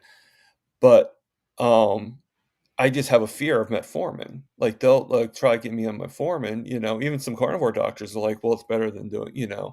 But I just have this big like every time I try to take it, I might take it for like 1 day or something like that. And I'm like, I can't take this anymore. I Mhm. just, like your mind kind of just goes into um,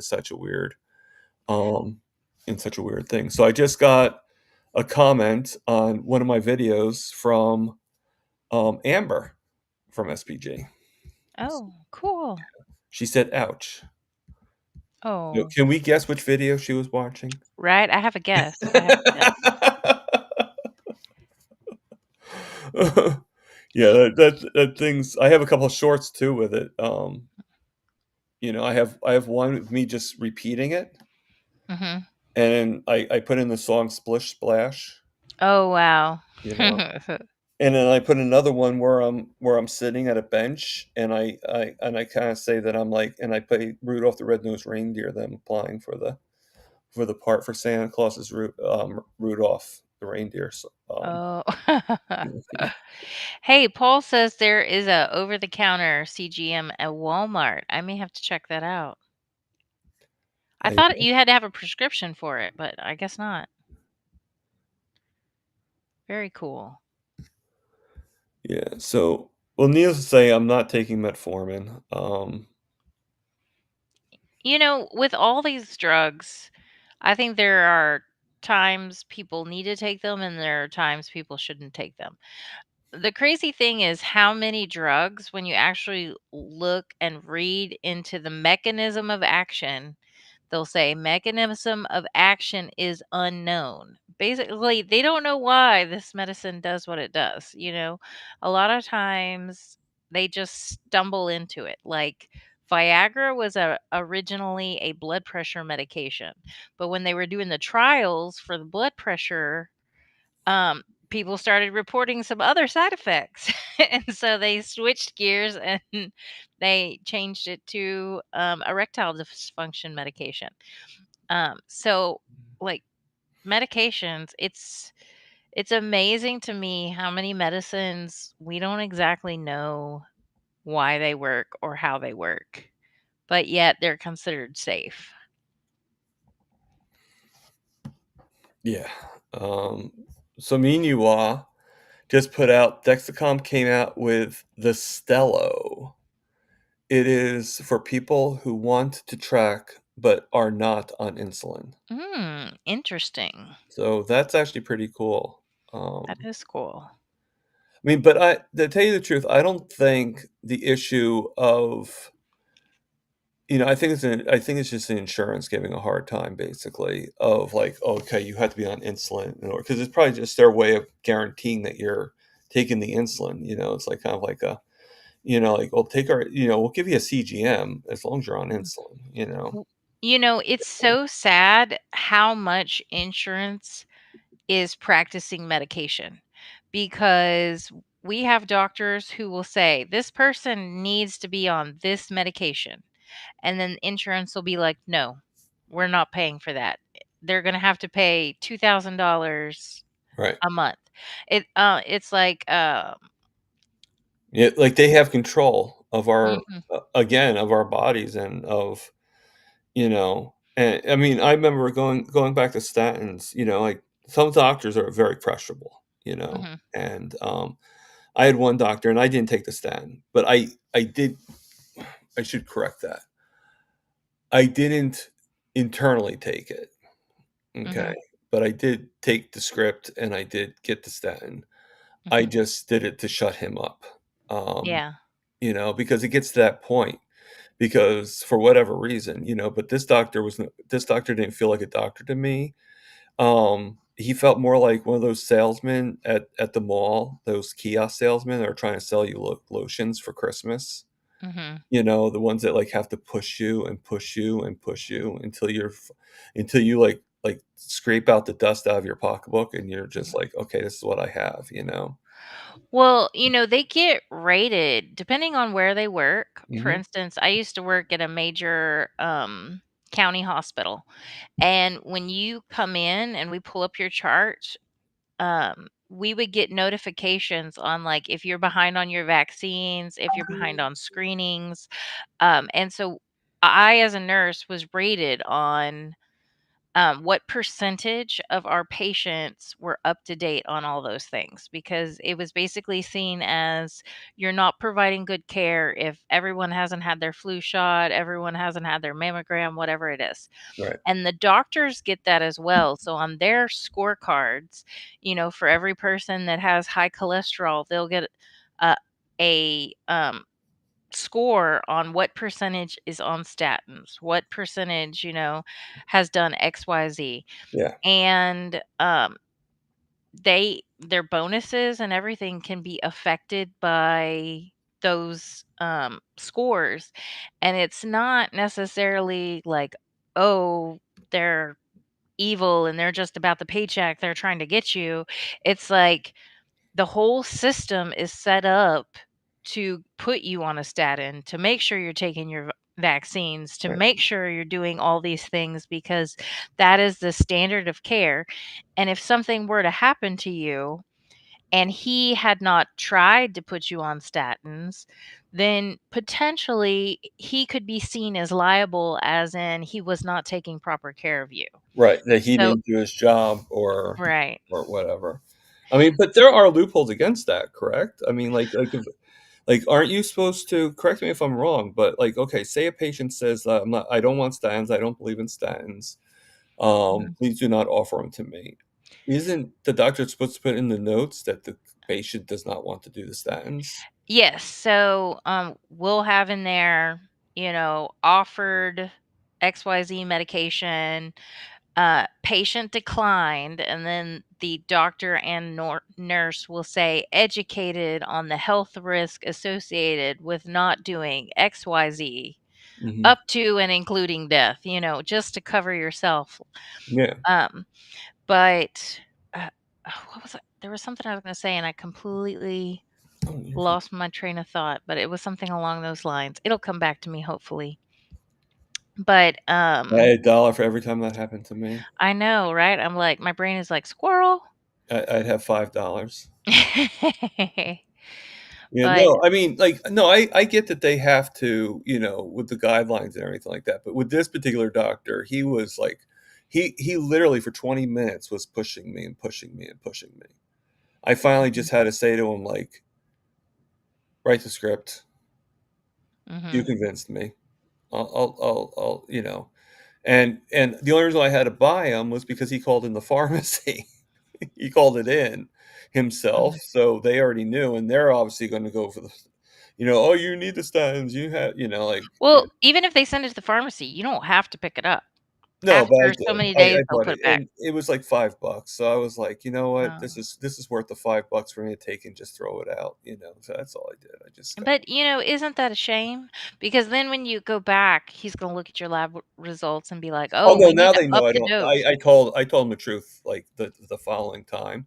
I told them the Mhm, truth because you know what happened was with him being so pushy and so bad, I'm sorry, but I called the administration of the clinic and I complained about him because mhm. he was sort of being a bully in a way. Yeah, Like, he was being a yeah, little, like, I get that they have to talk and everything like that, but he was really, really pushy. Like, he wouldn't yeah. like, any I had so many other subjects I needed to talk about, and he wouldn't even talk about any other subjects. He was, like, focused on that. Focus. Mm, It was like I said, the best comparison, I don't know if you know what I'm talking about, but, like, when there was a lot of malls, there used to be like they used to have kiosks like at Christmas time, and there was mhm, always this one guy that was always these, like this certain race or whatever, but they um they would sell like lotion. mhm, And I had this story one time where this guy goes to me, he goes, like, come here, like, the accent and everything like that. And so I go over, and I have no money in my pocket. And I told him from the beginning, I said, I have no money. Like, mhm. I'm broke. I just spent all my money on Christmas gifts. I have no money. And make a long story short, so he's getting my nails and he's like, "Oh, look at your nails. They still look so good." It's like doing this like shining and everything, this special nail thing. And he put this lotion on it, and I'm like, "Yeah, they look really good." I still And don't have any. I'm like, throughout the whole time, and his partner's like just like looking at him like, you know, like I guess but he was just being this really pushy guy, and that's what the doctor reminded me. This guy that like won't take no for an answer, and I'm just like, you're an idiot. I have no money. You Mhm. know? Right. And at the end, when I showed him my wallet, because I actually opened up my wallet, I'm like, see, I'm too young to have credit cards because at that time I was like, well, I wasn't too young, but I was about 17. So like at that time, you didn't get a credit card until you were 18. You didn't get one at Mhm. 17. Now you can get one at 10 years old, which is What? I have 10-year-olds that come to the convenience store and they pay with a credit card. What? Yep. That's crazy. Yeah. Well, you know, I I would never I trust am a recovering people pleaser, so I can totally relate to that whole situation of you getting sucked in, and they're always trying to hand you free stuff, and then as them. soon as you're trying to be nice and take it, they're like, "Oh, come in." Yeah. And now I'm just like, "No. No." And I'm okay with being perceived as, like, I guess abrupt now is I don't wanna say mean, but you have to have not as a friendly a Yeah. persona. Like, if you're nice and you're like, "Oh, no, thank you. No, thank you," they'll be more aggressive, but if you're like, "No," then they're No. like, "Oh." You know, I can't picture myself doing that, but yeah. when, I used to work at the county hospital, I'd have to stop and get gas, and it'd be, like, a really rough neighborhood. And of course, in your scrubs, they just assume you have money if you're in scrubs and everything. And so I had to start you're going to laugh, but I would put on my coat and zip up so you couldn't tell that I was in scrubs, hopefully. And then I would put big We could tell. black sunglasses on and just have like resting biscuit face and like not smile at anybody to keep people from coming up and like begging for money because I'm such a sucker. Like I would give people money and I give people money and then like be out of money. Or I remember this guy one time, he stopped me for money and he's like, "Oh, my car broke down. I need this part. My kids are in the car." And so I gave him like 30 bucks or something cuz that's how much he said the car part was. And I want to say a couple of days later or something, he comes to hit me up again and with the same exact story, and I'm like, "Dude, that's totally a lie because you told it to me last time and you got Right. me." Like, you have the Mhm. worst luck, man, you know? Like, Right? You I've broke been down here at the exact same twice. spot. Yeah. Yeah. Same part and all. Sometimes people can be really, really stupid, you know? It's like, I had one guy, I don't know if you know what I used to do for a living, but I was the guy that, I don't know if your husband got a tuxedo at your wedding or not, but I was the guy that would fit him Oh, in a cool. tuxedo. Yeah, so I did that for, like, 25 years. That was my life, basically, and when I was really young into it, Mhm. I had a guy one time, we used to do career like, bartending, like, career apparel shirts and stuff like that, Mhm. and, I had this guy, he was from India, and they love to haggle. That's what they do. They like to barter, they like to haggle. But there's haggling and then there's dumb haggling, Mhm. okay? And we had these shirts for career apparel, and they were like $10 for the shirt. It was called career, like a wing collar shirt that you'd wear for bartending or whatever. Mhm. And so he's looking at this shirt, and then he's looking at a pair of cufflinks that are a little bit more higher end. They're $90 for a pair of cufflinks, pure onyx, pure silver, silver plated with the onyx. And so they came at $90. So he goes to me, he goes, I'll tell you what, if you give me these cufflinks for free, I'll buy the shirt. No, And sir. he's serious. I'm just like, even if I could, that does That's okay. not like, even if I could do that, because it's like we're not in India, we're in America, and America doesn't do that, okay? It's like whatever the price is, you know? Right, dude, I just work here, Yeah, I don't I'm just own at that this. time, I was just a part-timer, I wasn't in management or anything, and I'm just like, "What?" Mhm. You know? You know? And then I had another time, like, I'm not I don't believe I'm racist, I hope I'm not. But there was like I was living in I was working in the Princeton area, and you get a lot of people are from Chinese, you get a lot of people Pakistani, and every once in a while you'll get like a Chinese lady that speaks no English, Uh-huh. you know. And there's this one lady, she's speaking Chinese, and her son's there and everything like that. And she's acting like she has no idea what I'm saying because she's trying to get me to give her a discount, Mhm. you know? And her son, all of a sudden, out of nowhere, he's like this 10-year-old boy. He goes, "For God's sakes, mom, you speak English. Stop screwing people over." Wow. Right in front of Wow. everybody. She was so embarrassed. She's like, "My son just got me." Right? It No, was well, I mean, no translates you could read somebody's face right. even Like like, like, if they don't look happy and they're not smiling, then you yeah. can Like, she you know she it's could gonna say, go. like, "Free? No, no, your tuxedo's not free. I'm sorry." Right. No. No. Yeah. Your It s it's your funny, son's cute, but no, you know? right? It's funny, I would have a lot of patients come in and, they would tell me, no English or whatever. We had a lot of Spanish population. Well, I do not speak Spanish, but I would like to pretend I speak Spanish. I am trying to learn. And so we would always call the interpreter and we had screening questions we ask absolutely everybody. And so I had heard them enough that I could tell them in Spanish, right? And I could understand simple answers. But I guess my accent in Spanish was pretty convincing because then they would think, "Oh," I would tell them, like, "I don't speak good Spanish." And they would think I was being modest and they'd be like, "Oh, da, da, da, da, da, da, da." And I'm like, "No, really. I don't speak good Spanish." But just from me trying to speak Spanish, then they would try to speak English all while we're waiting for an interpreter. It was it was a lot of fun. But yeah, people know more than you think they know when they say they don't speak Yeah, whatever yeah, language. it's funny. I mean, like, I mean, obviously, if it kept on going, we would just had to stand still and probably wouldn't have sold anything, but as soon as he said that, she's like, "Okay, here."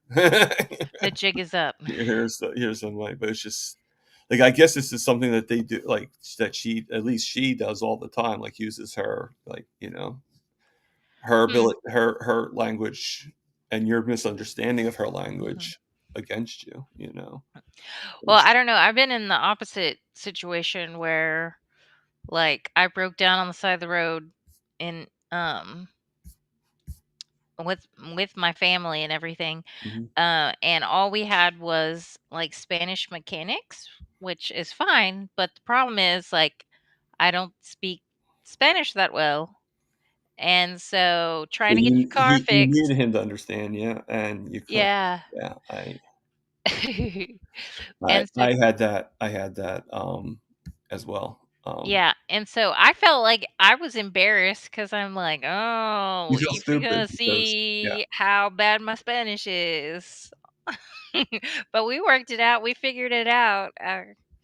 yeah, I had that, I used to get, it's called Motive Care, and it's Mhm, with Medicaid. I don't get Medicaid anymore, it's Medicare now, but, because I was on disability for too long to keep on with Medicaid.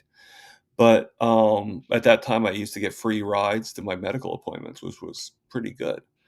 But mhm. every once in a while, they would assign an idiot, okay? I don't mean to say it like that, but, and this one guy, he didn't it wasn't Spanish, he actually spoke it was like Hungarian or something like that or Russian, and I guess the only word he knew how to say was "hello," Mhm. you know? And so I go in the car, and he's dropping me off in the wrong spot, Uh-oh. and so I'm telling him, I'm like, "No, this is the spot." And all of a sudden, like, as soon as, like, I found out, like, that we're lost, he's like all of a sudden just starts talking Russian, has no idea how to he has no not understanding me, and I'm thinking to myself, like, "You're having this guy drive people to a medical facility to take them" like, half the time, they're maybe in a wheelchair, they're maybe you don't know what the situation is. And you're trusting and he doesn't speak one lick of English or one like, I'm okay with him speaking another language, but he should at least have an understanding of what the passenger most likely is gonna be speaking, you know? It's like, Right. what are the Or chances that every one of your passengers are from Hungary? You know, right. what is that? You know? Like, Or even, like, reading traffic signs and construction signs and yeah, things, like I'm like, he had no idea what I was saying. He just so I luckily, it wasn't that far out of my way, but it was still bad because I had a cast on my foot. I had a special, oh, I'm trying to think of the name of the cast. I had to wear it for, like, a long time, and mhm. I think I had the wound vac. Like the walking boot? Yeah, the walking boot, yeah, but Mhm, I couldn't walk on it. Like, it's mhm. called the walk yeah, Oh. actually, no, it wasn't really the walking boot because I really wasn't supposed to step on it. Oh. They wanted me to use a knee walker, a knee scooter Oh, to the get little scooter? yeah. I always say if I ever get one of those little scooters or ever get a wheelchair or anything, I'm blitzing it up. I'm gonna have, like, tassels on the handlebars. I'm gonna, like Yeah, the only thing I recommend is definitely make sure the brakes work right, right. because I my brakes weren't working on the one I had, and, I was going down a hill, like, it was a slight hill, but it was still a hill, Mhm. and I don't have the ability to like, I'm not like a 20-year-old kid anymore, Yeah. and, I practically fell on my face, and Oh, it's yeah, it's not pleasant, so, like, anybody has to get one, definitely make sure your brakes work. right. Make sure they're definitely masterful. So, so we are towards the end of, just wanna let you know so we don't cut off out of nowhere. We have, like, about maybe 2 or 3 more minutes, but, I hope you enjoyed being on the show. Oh, yes, it was fun chit-chatting, Yeah. chewing the Was it fat. was it do you like the name? I do, I think it is very catchy. It Yeah. goes Well, with you the know what whole chewing the fat carnivore thing. means, right? Yeah, Yeah, yeah. yeah. Yeah, a lot of people don't really understand. They're like, "Well, what does that have to do with what you're doing?" I'm like, You're chit-chatting, "We're conversating." Like, "What do you mean? What does that have to do with what we're doing?" Like, right? I'm like, "We definitely use that in the South. Maybe you're too far north." yeah. Well, I'm North, so I don't know, but you know what though? My father was from the South, so maybe I got it from him. Yeah, I feel like it's kind of a Southern thing. Chewing the fat. Yeah, I guess it is. Yeah. I guess it's kinda Right? just rolls off the tongue, you know, 'cause Ooh, you Minnie have to, Wall's like, do it got with it. the accent, so, There you go. It's everything's better with the accent. you Minnie Wall says she's got LED lights on her power wheelchair. Oh, cool. you should do, like, disco lights, Miniwa, you know? Mhm. Or you remember as a kid, people put baseball cards in their bike spokes so it'd be make the sound? There you go. My guess, though, she probably doesn't have spokes, though, they're probably the plastic wheels that Yeah, yeah. yeah, she probably has those boring wheels, you know? No offense, Miniwa, but, you know. Very So, cool. yeah, I'm yet to get Miniwa on here. We keep on talking, but never exchange the emails, so so We that's all a have hint, to do it. Miniwa, I do want you on here, so Very I cool. think I think Minuwa has a really awesome story.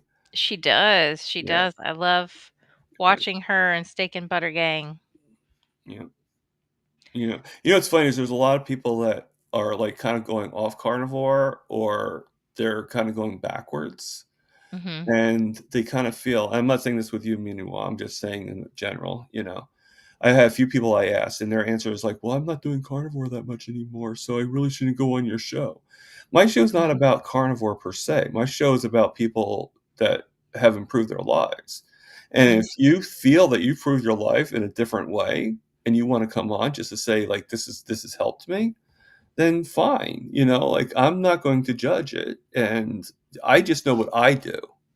Just mhm. like you know what you do, I mean, like, not everybody's lying, not everybody is, and, Well, and um 2, like, what does it mean to be carnivore? Does that mean you have to be 100% strict 100% of the time? Does that mean you can't have ketchup?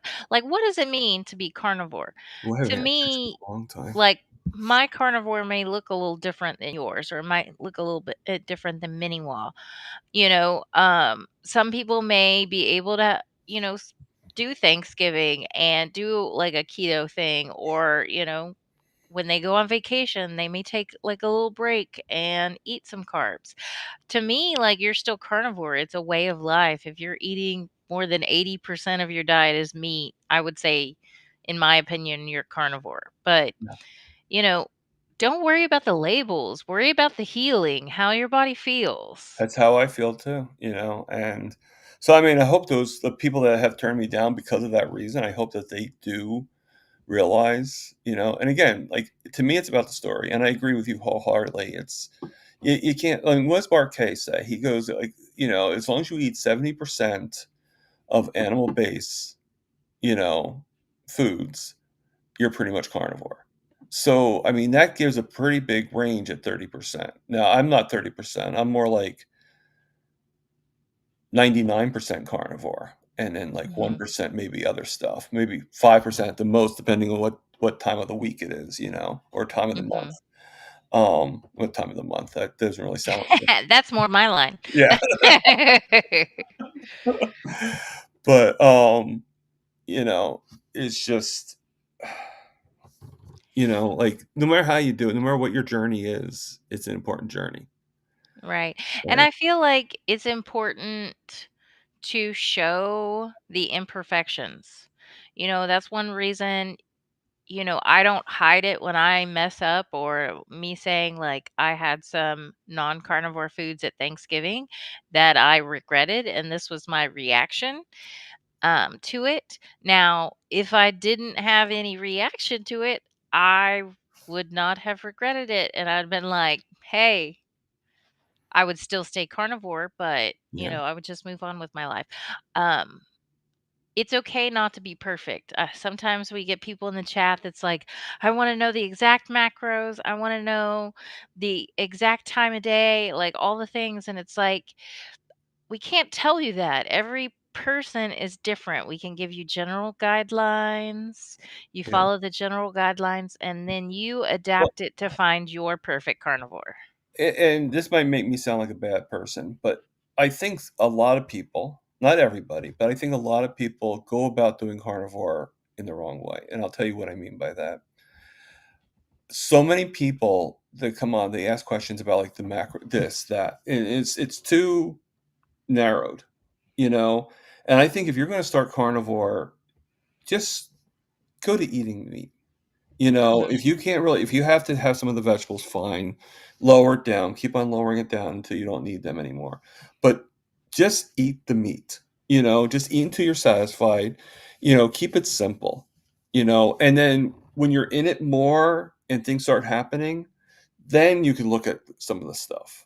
But don't in the beginning, the first 3 months, I would just do what you're doing because you're doing fabulous. Don't second guess yourself, and Right. that's how I feel about it. It's great to join the communities and get the help. I mean, every community that I'm part of 3 actually. Every community I'm a part of has a different way of doing things, and every way is a good way.